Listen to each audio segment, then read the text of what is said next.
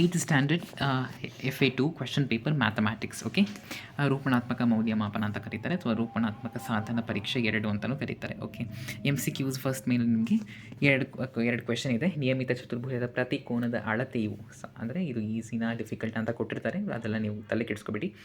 ABCD 4 options. Next, ಒಂದು ಕುಂದಿರದ ನಾಣ್ಯವನ್ನು ಒಂದು ಬಾರಿ ಚಿಮ್ಮಿದಾಗ ಸಾಧ್ಯವಿರುವ ಒಟ್ಟು ಫಲಿತಗಳ ಸಂಖ್ಯೆಯು. Okay, 4 options. ಮತ್ತು 2 ಮಾರ್ಕ್ ಕ್ವೆಶನ್ಸ್ ಅಂತ 1 ಮಾರ್ಕ್ ಕ್ವೆಶನ್ 49 7ರಿಂದ ಕ್ರಮಾನುಗತ ಬೇಸ ಸಂಖ್ಯೆಗಳ ಮೊತ್ತವನ್ನಾಗಿ ವ್ಯಕ್ತಪಡಿಸಿ. ಓಕೆ, ಮತ್ತು ಜೋಡಿ ಸ್ತಂಭದ ನಕ್ಷೆ ಎಂದರೇನು?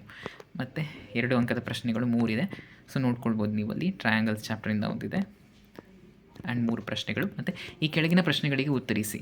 ಓಕೆನಾ, ಇದು 3 ಅಂಕದ ಪ್ರಶ್ನೆ, ಎರಡನ್ನು ಬರೀಬೇಕಾಗತ್ತೆ. ಕೊಟ್ಟಿರುವ ಚಿತ್ರದಲ್ಲಿ ಎಕ್ಸ್ನ ಬೆಲೆಯನ್ನು ಕಂಡುಹಿಡಿಯಿರಿ ಅಂತ ಹೇಳಿ.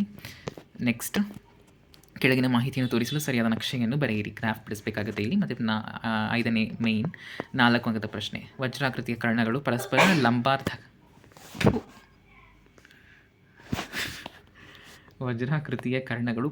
ಲಂಬಾರ್ಧಕಗಳಾಗಿರುತ್ತವೆ ಎಂದು ಸಾಧಿಸಿ. ಕಠಿಣ. ಇದು 4 ಅಂಕದ ಪ್ರಶ್ನೆಗಳಾಗುತ್ತೆ.